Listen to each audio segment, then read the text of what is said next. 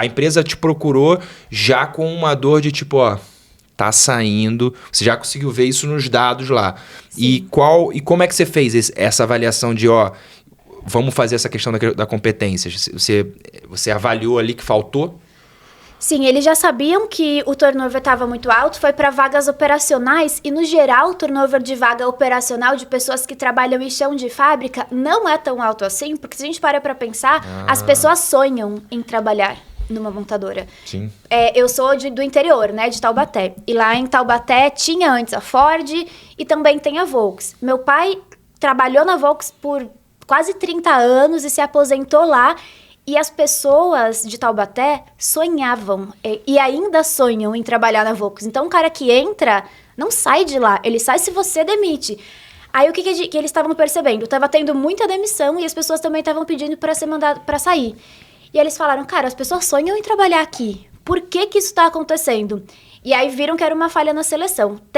Tem algum problema na seleção, a gente não sabe qual, e aí eu entrei como consultora para identificar o problema da seleção. Então, a primeira etapa que a gente fez foi mapear de ponta a ponta como que eles buscavam, onde eles buscavam os profissionais, como eram conduzidas as entrevistas.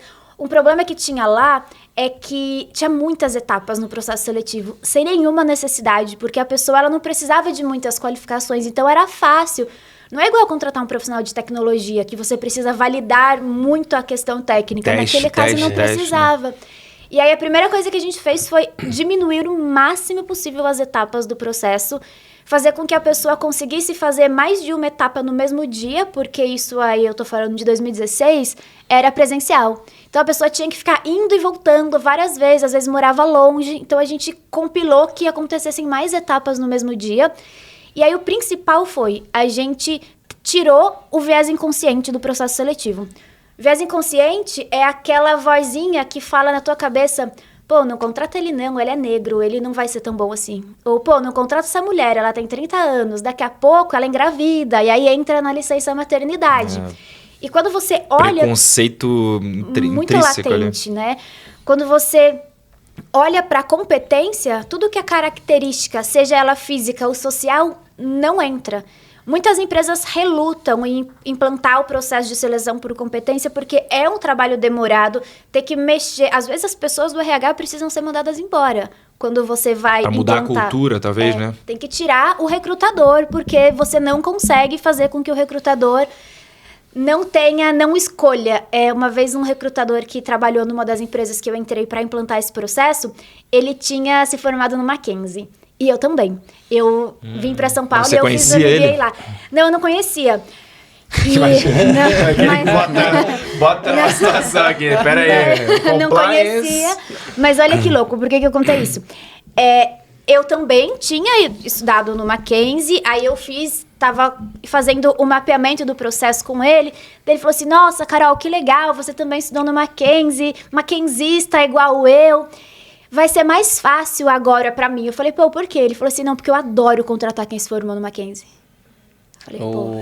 Aí eu já identifiquei, eu dei uma olhada assim pra minha estagiária, aí a gente saiu, eu falei, não acredito que Logo esse cara vai me dar trabalho.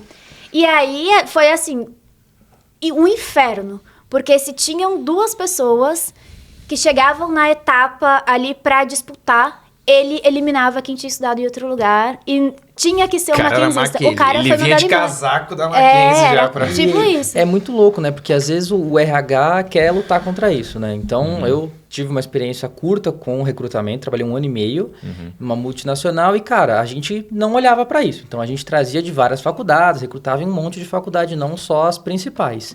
Mas tinha muita área que a gente mandava os candidatos e a galera falava, não, esses aqui eu não quero. Então, nem fazia entrevista. Às vezes, se você pegava todos os requisitos que a pessoa pediu, aquela pessoa ali tinha. Mas não era a faculdade. Tá, chegava para um último aprovação. O gestor não quer, ele nem falava. Falava, não. O RH, mesmo mandando... Estou te dizendo que essa é a pessoa mais competente. Aí você era obrigado a... Tá, então quais são as faculdades que você quer? Aí você tinha que encontrar alguém que, por mais que não tivesse, assim... não parecesse tão bom assim, não era o que a gente queria, não. Vai esse aí porque é da faculdade e assim, tal. como é que você consegue identificar esse alinhamento entre a cultura da empresa e como a pessoa tem de cultura, assim? Como é que você faz esse pareamento de tendência, assim, como se estivessem fazendo, né, um matching de pessoas, né? Essa parte mesmo da cultura, assim, da pessoa, né, com a cultura da empresa, é mais na entrevista mesmo. Só ali no currículo a gente não consegue ver. Mas você consegue notar algumas coisas pelo currículo da pessoa. Então, você pega ali para uma área específica, o cara está no começo da carreira, mas você vê que ele já teve algumas outras experiências que, por mais que não tenham a ver com aquela área, você vê que, pô, a pessoa ela tá se esforçando, ela tá indo atrás. Então, você sabe que é uma vaga que a pessoa vai ter que lidar com uma série de problemas, não é uma área estruturada. Então, de novo, ela vai precisar ser mais desenrolado. E aí você às vezes compara com um perfil que não tem nada disso. Por mais que seja na faculdade mais top, né? Se você vai escolher, você faz uma recomendação. Mas tem gente que não quer saber. Quer a faculdade tal e você tem que engolir. Como RH, você não pode fazer nada. Cara, é loucura. E assim, quando você começou a criar conteúdo, que já foi um segundo passo, que você estava fazendo um processo de consultoria que você não precisava, e até é difícil, né, você poder expor algumas coisas no LinkedIn, né, e sim, publicamente. Como você virou criadora de conteúdo? Eu comecei a criar conteúdo e... Entrevista da RH aqui. Só pra gente saber se você pode Pega ali a prancheta, por favor, vamos fazer já aqui. está aqui anotando. Nem LinkedIn tem. Pois é. Ufa. Pede pra sua mãe fazer isso aí. Dá certo. Cara, essa é. Pede pra sua mãe fazer, gênio.